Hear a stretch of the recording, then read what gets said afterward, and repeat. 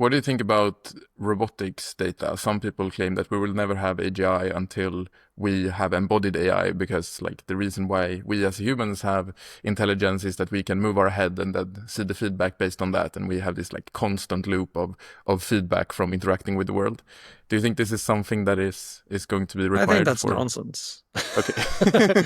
Like, I did my PhD in robotics. It's been ages. I love robots, but like, I just don't get the whole embodiment argument at all. Like, I mean, like it's useful data, right? It teaches you things, but I really don't think it's essential. I mean, yeah, like at some point interacting with the world is essential, right? If you want to like learn, like we were just saying, you need to gather a reward signal, and sometimes to do that you need to perform an experiment, and to perform an experiment you have to somehow like influence your environment. I think like a purely observational agent, probably can learn everything, but much more slowly. And so I guess maybe that's what people are actually driving at when they say embodiment. I think I would really say just the ability to take actions in some Mm, form is sufficient. yeah, and that can be in a digital environment Yeah, and doesn't have to be. absolutely. Yeah, yeah, okay.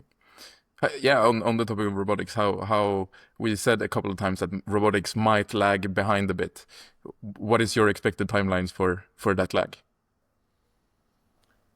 It's sort of it's hard to say. Like, I mean, the robotic hardware is fine. Like, like the current hardware is really quite impressive. I mean, the sort of recent demos from like Unitree and Boston Dynamics and so on, like those robots can do like stuff I can't do. I can't do a cartwheel and they can, right? So they're pretty good. They're super mark physicality already. Yeah. So but I think like and you see the very impressive teleoperation demos where like even like years ago, Willow Garage or the Aloha project at Stanford, like you can get the existing robotic hardware to tidy the house and cook the dinner, like maybe not perfectly, but like the bottleneck is not the hardware. I think the bottleneck is the software. It's like the learning, which is kind of interesting because we have really good learning algorithms, right? And I think the basic bottleneck is the data, right? If we had as Mm. much like data, like if we had the equivalent amount of data for like as we have for LLMs for robots, I'm pretty sure they would be performing, they would be performing at a sufficiently high level to be commercially useful. Um, so it's basically it's a data problem, and it's not super easy to collect that data, right? Because it depends, right? Like, can you get it from observation? Like, if you can just look at a lot of videos of humans performing a task and transfer that to a robot, then that data is easy to collect. If you have to actually perform the data by teleoping the robot, that data is really hard to collect and really slow.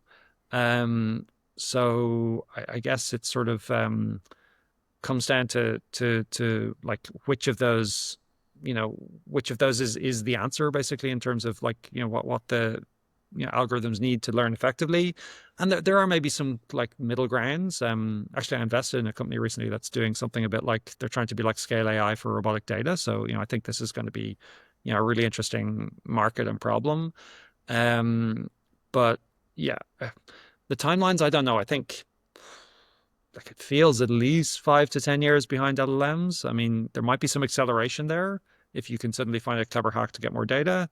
The other thing is about the error rates, right? Like I think one of the reasons self-driving is lagging is because the necessary error rate is really, really low. Like it has to be, you know, one fatality per like million miles or something, right? It's human drivers are, in some ways not that good, but they're actually, they crash relatively infrequently. And you know, like error rates in other applications are quite, it's acceptable for like a diffusion model, like if it produces two images and one of them is crap, well, that's fine. You just pick the other one. But like, if your car crashes every second time and not okay. So Yeah. and driving the error rates down is something that like it's basically related to the sort of, perplexity of the model, I guess. It improves quite slowly with scale. And so it depends on the application. Like, do the robots need how low an error rate is acceptable for the robot? Like, if it cleans your kitchen, but it smashes one piece of crockery per day, like is that acceptable? So maybe yeah. So I also think there are some issues with the hardware. Like right now, that something that's really neglected is touch sensing. Like we do an awful lot with touch sensing, and the current robots are relatively open loop. Like they don't have skin, and I think being able to reach human level performance without touch is pretty hard. So um, maybe that's more more of an answer than you wanted. I didn't really give you a number, but like that's sort of what's in my head.